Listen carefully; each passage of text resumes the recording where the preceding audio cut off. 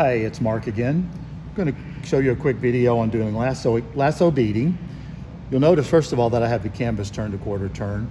That way when we sew our beads on, when we turn the canvas back upright, the beads will be slanting to the right, the same as a normal tent stitch or basket weave stitch. So starting with beading, whether I'm doing just regular beading or lasso, I want the thread doubled in the needle.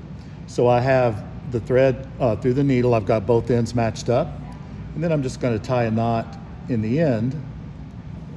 And that gives you my thread, what we refer to as a thread doubled in the needle. Again, normally when you're stitching, you want to anchor the beginning thread on the back of your stitching. But for these purposes, I'm just going to go ahead and come up from the back.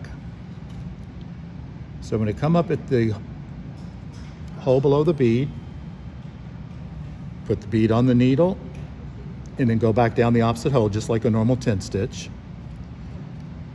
Now, this is where what we refer to as the lassoing part.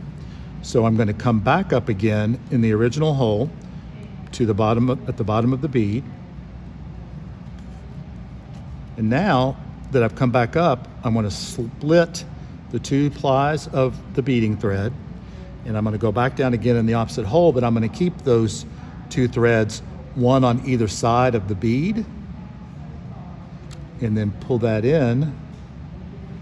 Now that gives it stability, so it's got two threads going through it and one thread going on either side of it, and that bead is nice and tight, not going to go anywhere. That's it for lasso beading.